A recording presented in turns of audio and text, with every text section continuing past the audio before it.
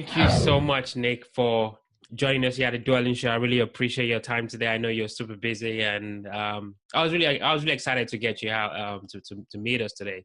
So thank you so much. Yeah, absolutely. It's great to be here. Excited to have this conversation. Sweet. So Nick grew up in Buffalo, New York. Went to college, Carnegie Mellon in Pittsburgh. That's in Pennsylvania. You lived a little bit in New York City.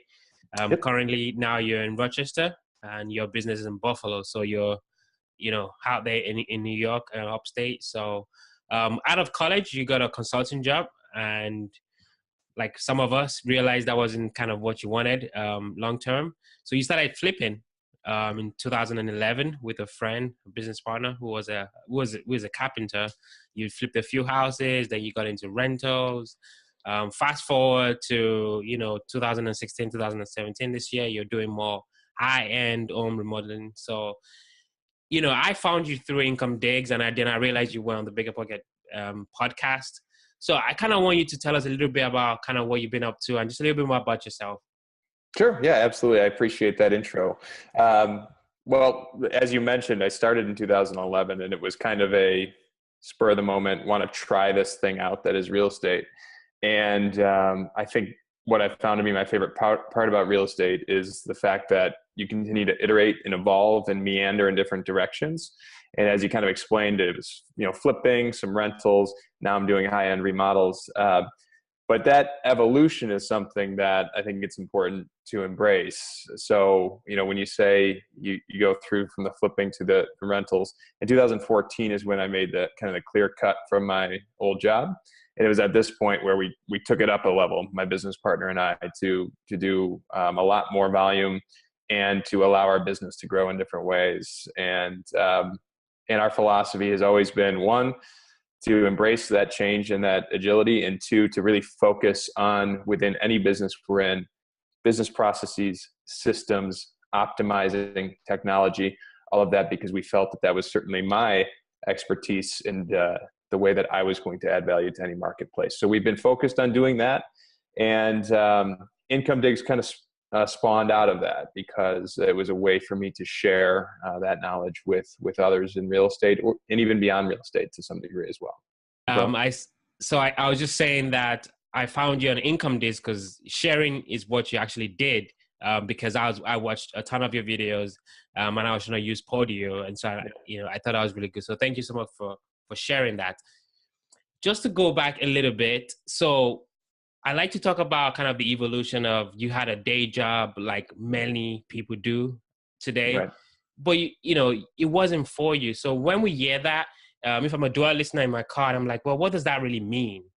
Yeah. Well, I think all it meant was that I couldn't picture myself doing this for 10, 20, 30 years for my whole life. And it wasn't that, the job was fine. The pay was really good. I was traveling all over the world. It was pretty awesome lifestyle.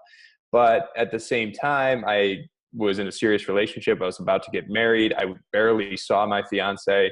And if we were going to start a family someday, it's like, how could I possibly do this thing? And on top of that, I really didn't like the clients that I was working with. So it was really just this, it was pretty early on that I realized it can't be forever. And we won't know what the solution is right away. But I think the most important thing is just to have that realization and start looking. Open up your ears, open up your eyes, and start seeing what opportunities are out there. There's going to be a way out for everybody. It's not always going to be real estate, but it will be something. So just acknowledge that it's not for you. The earlier, the better. Take your time, be diligent in it, plan, but you'll find some way out of that to get into something that you're truly passionate about and that you can wake up every day excited to do. So the big question is, you have that realization and you're like, I don't want to do this for 30 years or so, wake up every day to do this. But then it looks like the only option is to stop doing this thing, which means some cases quitting my job. Is that the only way out? Or would you say sometimes there could be like a good balance there? Yeah, I think there's absolutely a good balance. And in most cases, I'd recommend it, because most of us will not be able to support ourselves if we just quit the job that's feeding us. And plenty of our jobs these days allow us some kind of way to at least dabble in these other areas. And by dabble, I mean it's either while you're traveling or it's at night, or in my case, I was working from home a lot. So I got to be really efficient with my work, and I'd have a little bit extra time to work on this other stuff.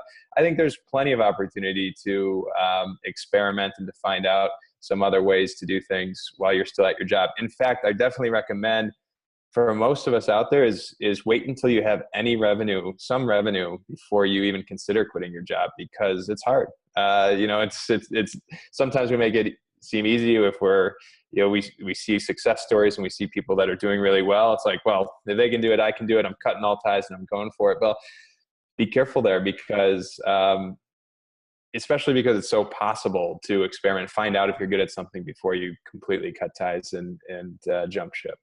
It's kind of like the burn the boats kind of idea, right? Yeah. It could be tricky. Yeah, exactly. So before we go into some of the flips that you did, you mentioned, you talked about the high-end flipping, and also like looking at your Podio videos, you can see that your processes are so, they're just so awesome, basically. That's like simply said, it's just awesome. So it looks like there's a difference between buying a house for like, I don't know, 50,000, going in there, rip out the shiprock, get your guys in there and sell. So when you go, what's that main difference between just a flip and a high-end flip? Well, I think it comes down to detail is super important. And the reason why I think process is so important is because as somebody who hasn't done this before, and for most of us, there's no, you're not going to get an MBA in real estate investing, right? You're not going to learn how to flip a house. So we're all learning as we go. We have plenty of great resources out there. This podcast is a great example of that will help us, but we don't know. So if we have processes in place that will make it really a lot easier for us to learn from our past experiences, I think those are super important. But to go back to your question, the high-end flip, the detail is super important. What we see a lot with flips is that the end buyers can see right through kind of the lipstick job. And we found our little niche was in doing a super high-end retail, which means that we are doing 36-inch cabinets instead of 30-inch cabinets. We're doing quartz instead of granite instead of formica. We're doing, even as small and minute, and my business partner is a carpenter, coping the shoe mold as opposed to just doing the 45-degree angle. Some people might not know what that is, but it's the simple things that alert the seller that this is done right. This is how I would have done my house, and therefore we're going to have a quicker sale and hopefully profit better, move on to the next one. So there's always a very interesting question about high-end flips, right, compared to a standard flip. So I don't know, this is probably not a great estimate, but high-end is probably like more than $500,000, let's say, or maybe 600, 700,000 and above, right? Okay. So that's just my, I just put that number out there. Yeah. Let's work with that. So people say your returns might turn out to be the same, right? When you talk about cash on cash. So is that really true though, in reality? Yeah, well, potentially. I think we should not confuse that high end means high cost. It certainly will lend itself to that and a little bit higher cost. But I think that there's ways to get away with it, doing it smartly. And some of those things that I mentioned, just knowing about the materials that you're putting into the house ahead of time, doing your research on them, you can get really good quality and get a really good first impression on materials that aren't necessarily super expensive, or labor that's not necessarily super expensive. But I think you're right. I think that's what goes into our analysis, and we should do our best to understand that going into the flip to find out, like, is it even going to be worth all my effort to do all this work and to go higher end? Is it too much of a risk?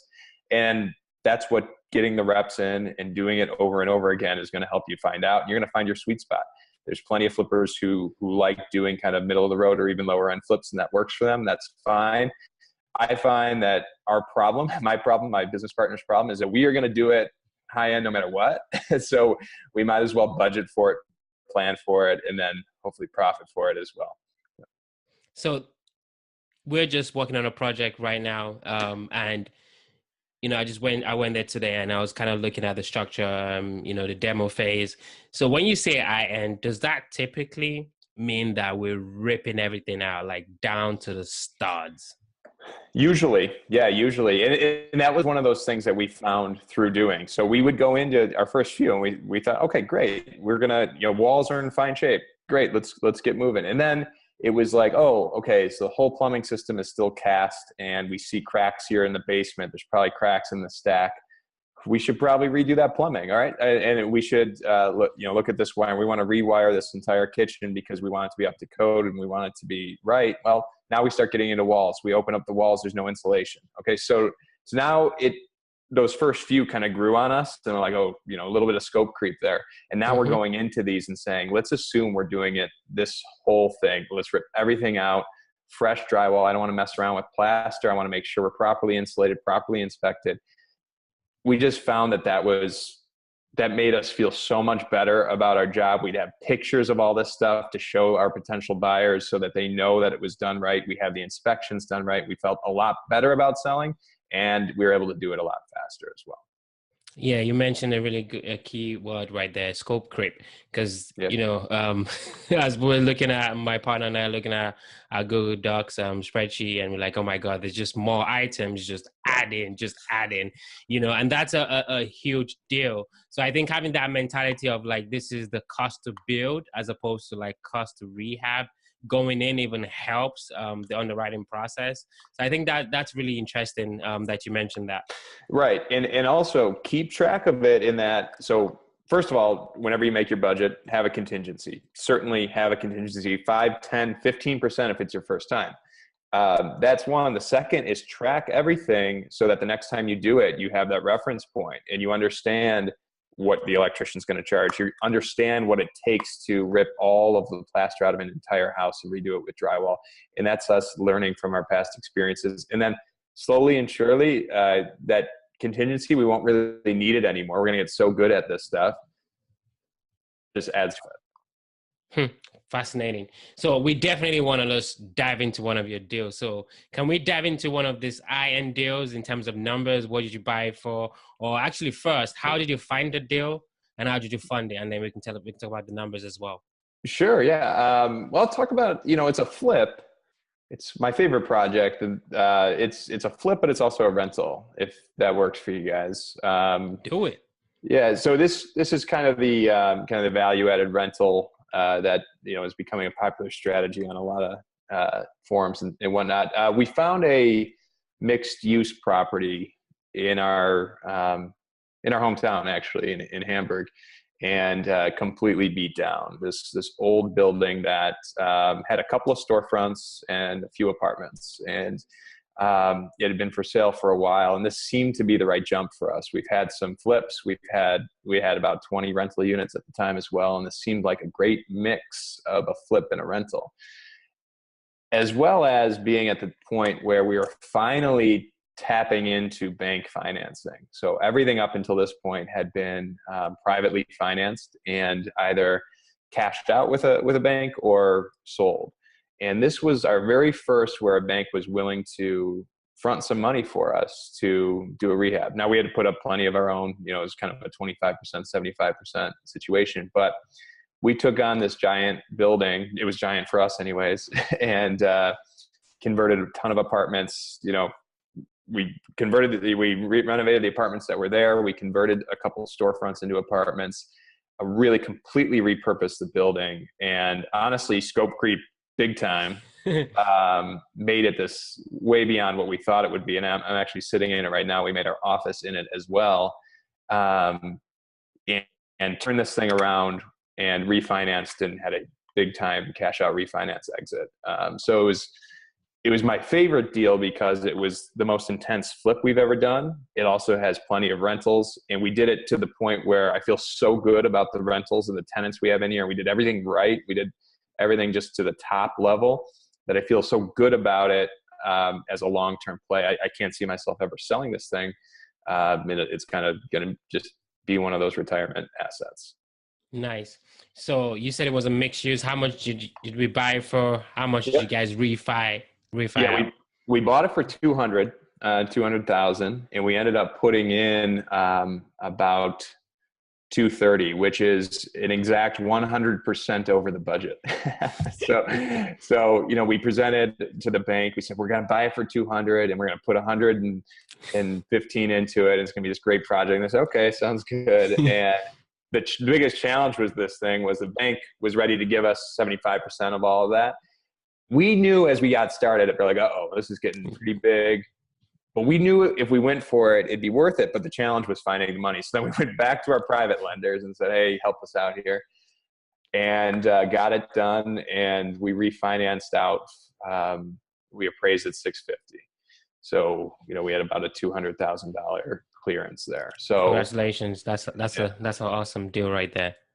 Yeah. So now, and now I know that that's probably a little bit lower. You were saying high-end flips in that area. One thing about Buffalo is that it is the scale of the market is a little bit lower than most of the country. So that's big for us. But I know that might sound like peanuts to some other markets. Well, actually, you made a really good point, Nick, because it's all market specific, right? What might be considered high end in Baltimore might be different to where I am to where you are, upstate New York. So it's really interesting. So, and the building, how many units did you guys have to renovate eventually, and how many units do you have now, including so it's started out as 4 apartments and 2 big commercial units. We've converted that one of the big commercial units we converted to 2 apartments, so we currently have 6 apartments. And then the other big commercial unit is split in 2, and then we have a back office that we bumped out as well. So totally we have 9, 6 apartments and 3 commercial units, one of which we are occupying ourselves. Love it. That's fantastic. I get so excited when it's mixed use apartments, because that's what I love. That's my bread and butter. So that's awesome. Congratulations again on that deal. Thank you. So you finished on this deal. You guys cashed out, refi. What do you guys typically do with kind of deploying capital? How do you find the good deals? When you basically cash out, what do you guys do? What's the next step typically for you guys? Well, the next step on that one was a lot of cleanup. Honestly, when you bootstrap in this business and a ton of private money going up until that point, private money that sometimes wasn't even on flips. It was more of just, it was down payments on rentals and all this. There's money floating around everywhere. And we have a lot of awesome lenders who had a lot of faith in us. So honestly, after that cash out was a lot of it a cleanup, paying some people off, saying, thank you, here's a payoff. And specifically on this one, we actually used it to help launch and to invest in our remodeling business, which we can certainly talk about. But to answer your question about how to find out where to deploy that capital, I think it's important for everybody to understand that if you have capital, whether it's via an exit or maybe you've saved up some money, is certainly consider leverage. You need to understand that we should not necessarily put it all in one place, and that say $100,000 can be put in one place for cash, or you can put in 5 properties at $20,000 each. And I think that that's important to think about. We're always thinking about returns, and if we can get interest rates at 4, 5, even 6%, it probably makes sense for us to spread that money out as much as possible. So that's what we did kind of in the past. But as I said, for this one, we kind of took our sights in a little bit of a different direction. So now that you've kind of dipped your toe, or should I say immersed yourself in mixed use, are you looking to do others, or have you done others similar? Yeah, we are looking to do others. We haven't done, we just kind of finished this one up over the summer, and we've been focusing on the remodeling business a little bit, but this is certainly my favorite thing to do. I mean, going from single family flips is fun. Single family rentals and 2-3 unit rentals are okay, they're fine. But I've seen the magic of these properties. I think that they are fantastic. We know a lot about residential. This helped us to learn commercial without the huge risk of just a big commercial building. I think that was great. And there are different kinds of tenants. There's different kinds of lease agreements. And I think it's a wonderful way to diversify yourself. So I love the idea. I think the more units, the better. You're still you have one roof, you have one parking lot, yet you have a lot of units under there. I think that the economies of scale really present themselves in those situations. Fantastic. So the remodeling business. So are you helping other investors? Are you doing retail? How's that business structured and how do you monetize it? Yeah, so actually the main focus of it is customer facing residential remodeling. So that's kitchens, baths, additions, and hopefully some new builds soon.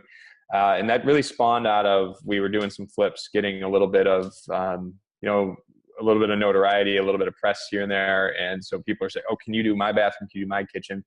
We currently, previously weren't set up for it. So we kind of did it a little bit as an experiment to say, like, let's do this. Let's completely change the game in that now we're going to be facing customers. We have to do some real marketing. We have to do some different types of advertising. So we are currently targeting, residential homeowners. Although we do have a couple of clients who just came up who are rental investors. And what I find awesome about that is that they either own a property or are going to own a property that they want to do a renovation on. And we're able to offer a few things. Is one, we can do the renovation, but also we can offer the advice on how far to take it and what materials work well for a rental, and how to analyze, should I put the money in? Will I get the return on the value, and help them with that process. That's been really fun for us as well. We had a couple of those recently. So, wow, congratulations on that too. That's awesome. So is this tied to Income Digs, or that's kind of a separate? Well, Income Digs is kind of on my own. So everything else, with real estate is with my partner. But Income Digs was doing all this stuff and learning so much and defining processes and things. It was all in my head and I needed it to go somewhere. And I barely have any time for it, but I had to throw something out on Income Digs. So that's why I created it. To start recording videos and start showing people how powerful, for example, Podio is, some of the other technology that I use. So it was really a way to get things out of my head and hopefully I help some people out in the process. I'd love to invest a little bit more time into it in this coming year to really, just make it as useful as possible, because just like you're doing, you're educating, you're helping people get started and continue going. And I think that's so crucial, because I know that I've gotten a great deal of value out of, say, Bigger Pockets and the various blogs and the time that people take investing in others. And so I think it's worthwhile to get back. Absolutely. Sure is. I'm sure is. So you mentioned partners, right? Yeah. There's a lot of talk about partnerships out there, how, you could have a great partner or otherwise. You've had partners. What are your thoughts on partnership and how can you find a good partner? Yeah, well, my partner, it's one of those warnings that you hear is don't partner with a friend. So he was a friend growing up, childhood best friend. And so I did what people told me not to, kind of, but which, it's never like as easy as you think it's going to be in your head. But I think the most important thing when it comes to a partnership and when you're considering it is to understand, is this partner bringing something to the table that I can't do myself or that I'm not able to do? And if I'm not able to do it, could I outsource it without taking on a partnership? Think about those things. That's definitely number one. And I think the second thing too is to understand within a partnership that the way that your partner is going to do things is almost certainly different than the way you're going to do things. In my instance, I'm super big on technology and process and everything in the system. And my business partner sometimes wants to kill me when he's getting Podio at mentions. And it's like, I'm sitting right next to you, you could just tell me. Yeah. So understand that we all work differently, and that if you're going to go through a partnership, which is a super serious thing, because if you get into it, it's a lot easier to get into it than it is to get out of it. Make sure that you are able to work with this person. Try it out a little bit ahead of time. Make sure that you guys are going to be cohesive in how you do things. So partnerships, then mentors, because you said you started. Did you have a mentor, and would you have preferred to have one when you started? That's a good question. I didn't have anybody super specific who would say, you know, flipped houses and here's how you do it exactly. I think that was I think I was slower to get going because of that. I think that mentors are extremely important. And I think that, you know, it was potentially some shyness, potentially some, you know, almost a little embarrassment too. You know, back 4 or 5 years ago, everybody's watching the TV show. So if you were to say, I want to flip houses, or, you know, it's almost like it was almost an embarrassing thing. Like, really, you're going to do that? But I think that probably slowed me down a little bit. You know, it took me a good 3-4 years to go full time. I think I could have sped that up. So, and now you know, it's clear that there's a lot of people out there willing to help, that want to help out. And so I encourage others to find a mentor and to hopefully accelerate the learning. And sometimes that means finding out that it's not for you, you know, so the faster we get there, the better. So you said you've gone full time. I definitely want to jump on that. How did you make that decision? And when you look back, what is the difference, you know, kind of in your daily routines and just kind of how you feel compared to when you had your 9-to-5? Okay. Yeah. Well, I made the decision. My business partner and I made our decision beginning of the year 2014, that by the end of the summer, we would go full time. And we made that decision. We had been getting a little bit of momentum with our flips, with our rehabs, and we found that we just weren't able to allocate the time. Things were falling off the radar. And so we said, all right, so we're either going to stop doing this because we're not doing it to our full potential, or we need to go full time. And so we both looked at our current jobs. He was working, you know, as a carpenter, and I was working as a consultant. And we said, all right, what would we need to get to go full time? You know, what's our runway to get there? We agreed on that 8-month kind of thing, and kind of just executed that plan. And as far as the day-to-day goes, first of all, I'm super happy I did it. I sometimes wish I did it earlier, but you know, everything's working out fine. The day-to-day is sometimes harder in that we are in charge now. So we are in charge of what we do, how we prioritize what we work on. There's nobody there to tell us. And so that can be difficult. We need to stay focused and focus on the really important things that move our business forward. But at the same time, you know, we're more free in that, you know, we taking vacations, traveling, all that stuff. I bet, you know, I'm probably working twice as hard as I did as a consultant, but I'm concentrating that work so that I can spend some time with my family and travel and enjoy that super crucial time, which was really the driving force behind leaving in the first place.